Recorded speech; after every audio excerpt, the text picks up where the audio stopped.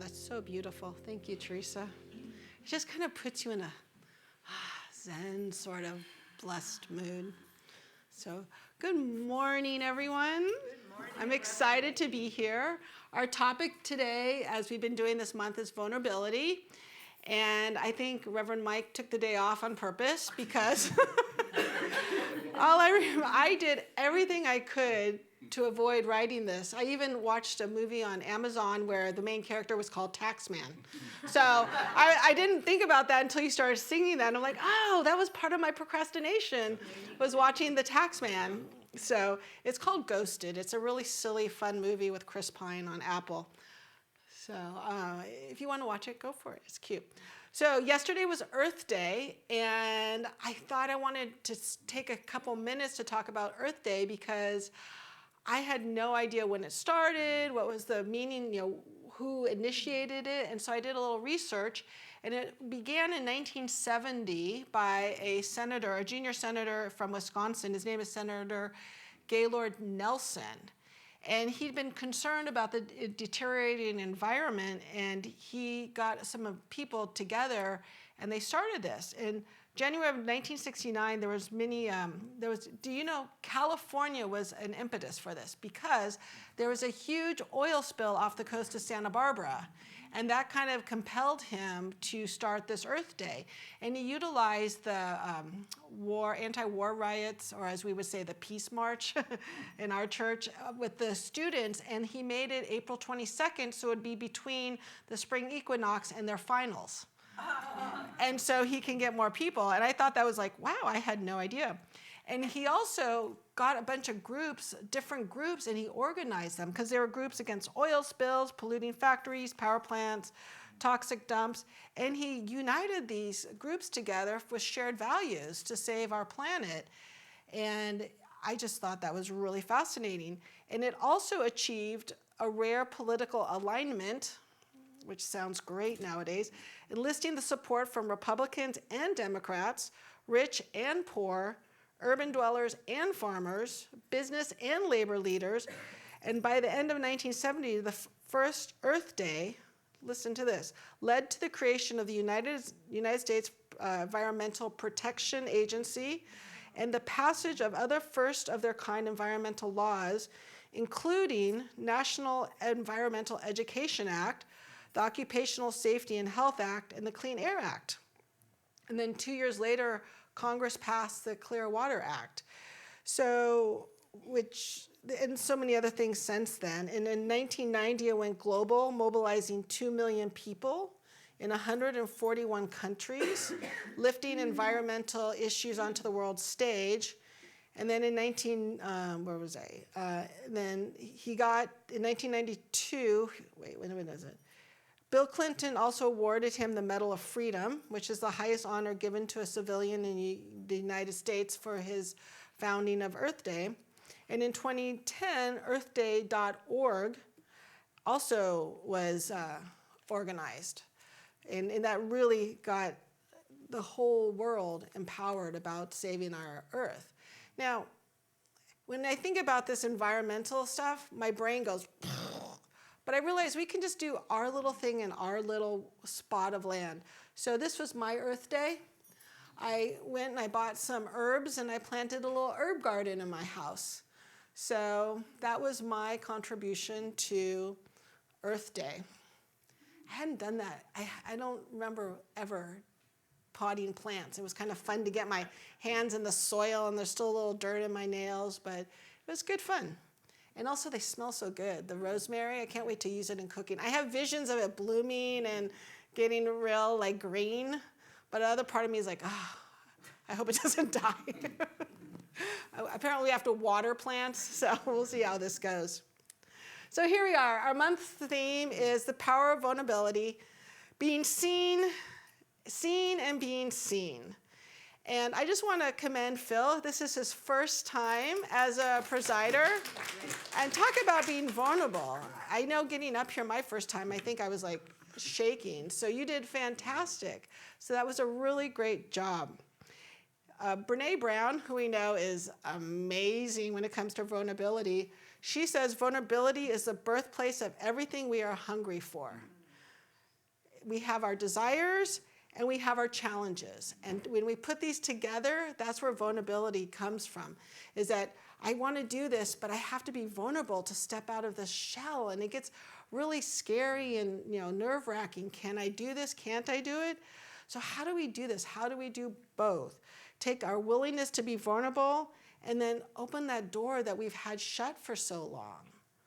I know for myself, being vulnerable has been really my good opportunity for growth.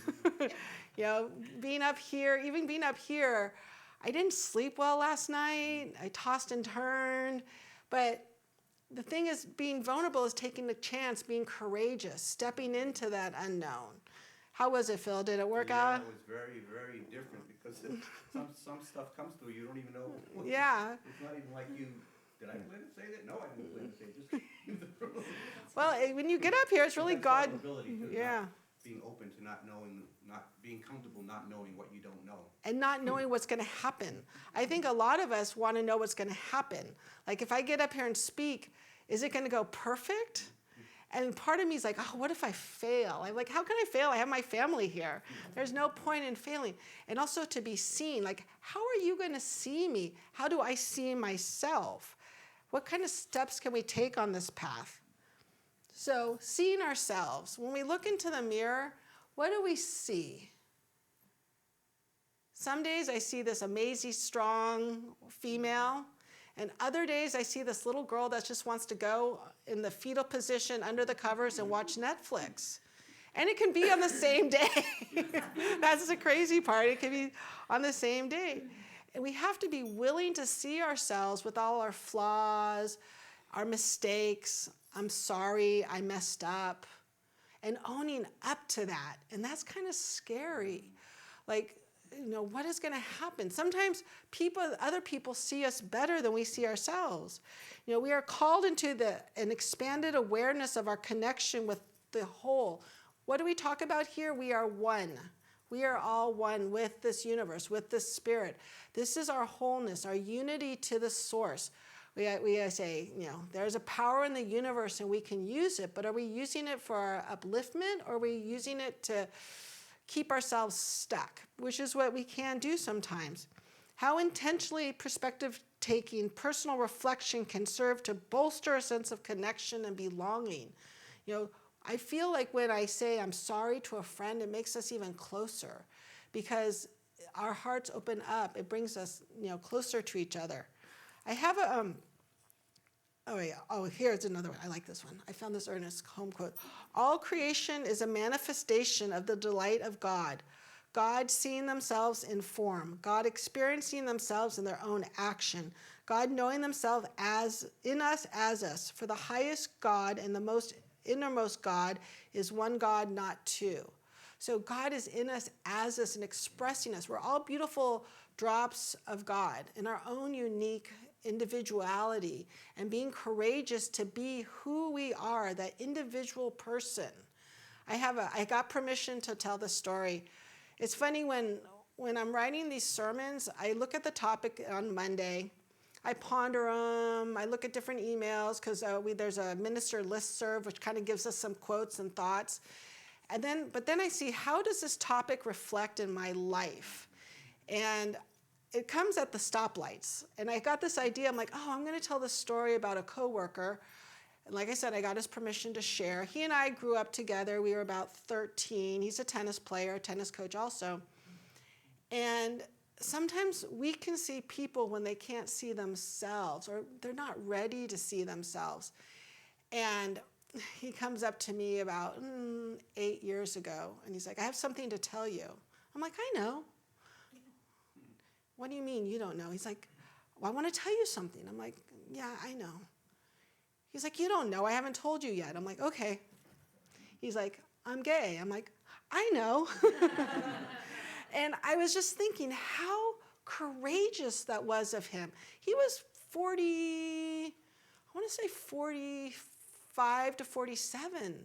So for 47 years, or however, when he realized he was living in a life that he wasn't able to fully express.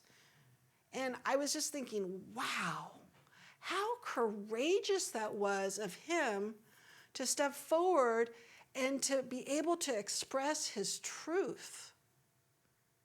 And I can still visualize it. And he's such a nice man. And I can't imagine the pain and he did the 12 steps because he, was holding that part back. And he had to self-medicate himself to get through because he wasn't expressing his divinity. And now we kind of laugh about it because we like the same kind of men. But but just to be able to express your truth. Just think about that for a second. Is there something that I'm afraid to express my truth, to live in my highest self? Wow, it blows me away. So the gift of seeing others. So I was able to see him and he wasn't ready to see himself. Most of us are at that age where we're pretty, how do I say this? We see ourselves pretty clearly. We're able to see who we are and know who we are. But then we see someone who's a little bit younger and we go, I know exactly what that person needs, right? Have you ever done that? You're like, oh, that person needs to do ... because I know what they need.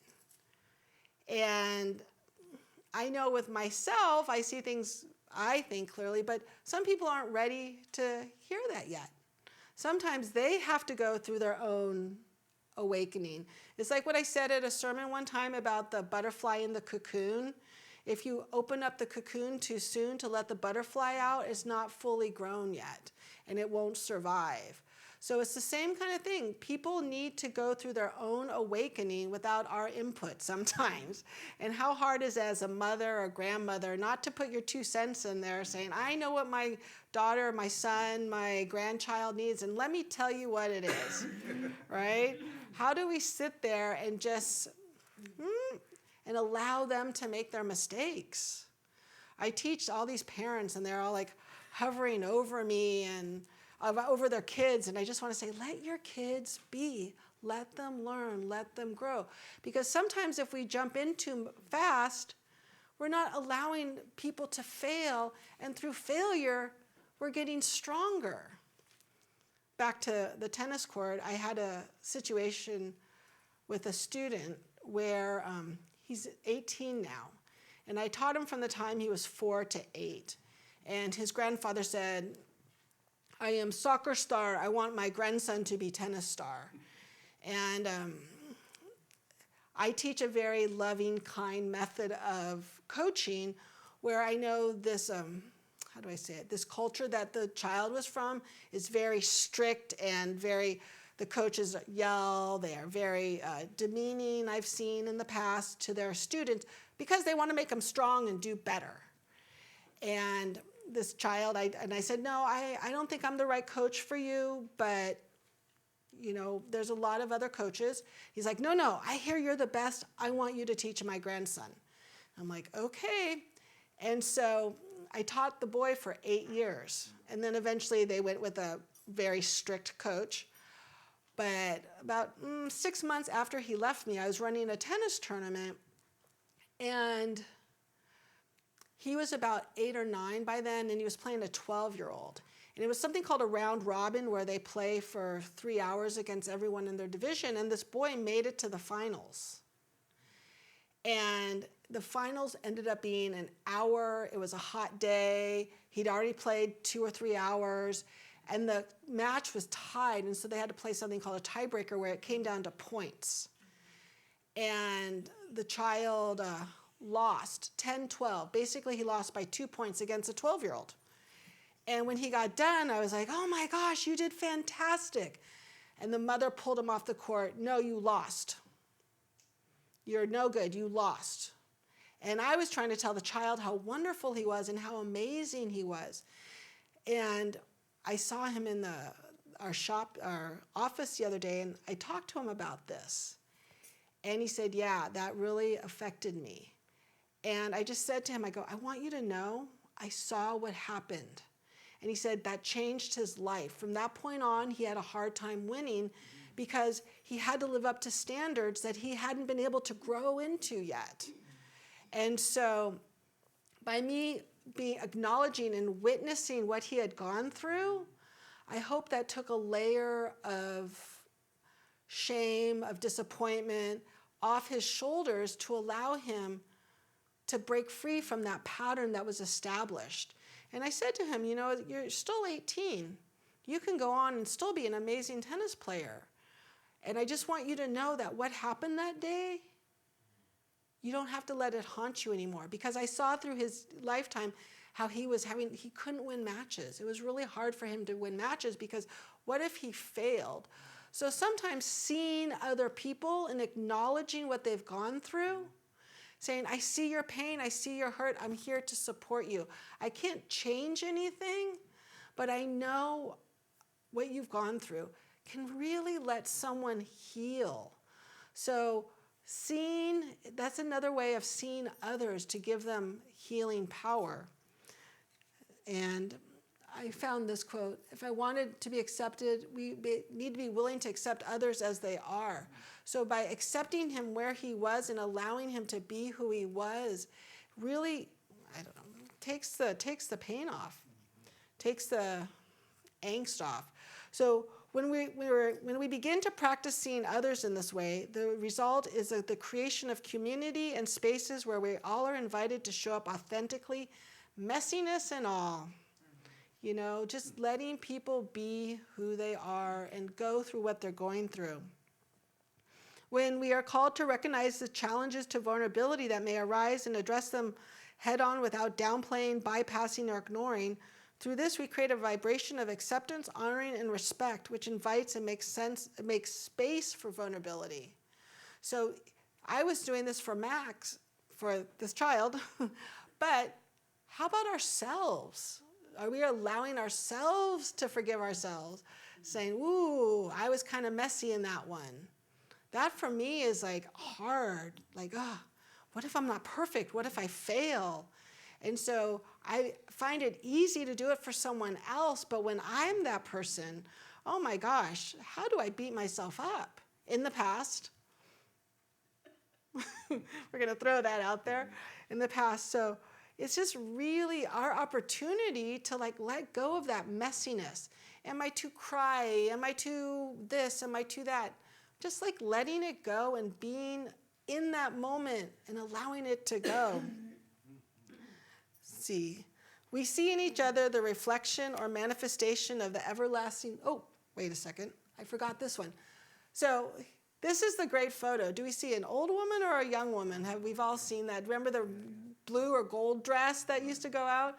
So we each see a situation differently. So what I might see is, oh my gosh, I'm so messy, I'm so awful, how did I do that? Other person might say, oh my God, you were fantastic, right? So we just have to allow things to be and see them as we see them and not judge them. So who sees an old woman, who sees a young woman? Old woman? I saw the young one, then it went to old on me. Oh, I just now saw the old one. I saw the young one, then it went old on me. She's facing that way. She's looking that way. Yeah, I see it. I don't see the old one. Andrea, we'll show you later.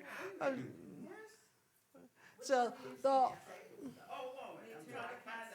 the young woman is facing, she's facing that way. Her face is turned, so the mouth of the older woman is. Well, I can't, I still. So the Now I'm fixated on the old one. The nose is her chin. the nose is the chin, and she's facing that way. And it's her neck. Her neck is her mouth is the necklace. The necklace, yes. Oh, okay. Mouth is the necklace. You don't see the old I one? see. Now I do. Isn't it fascinating? So this is a very simple example of how we can see the world differently, and how we can how I might see myself a certain way and how I might see someone else a different way. Andrea's still working on this.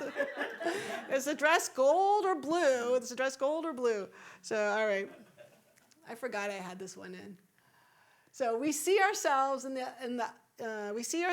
we see in each other the reflection or the manifestation of the everlasting life, and each is an individual embodiment of it.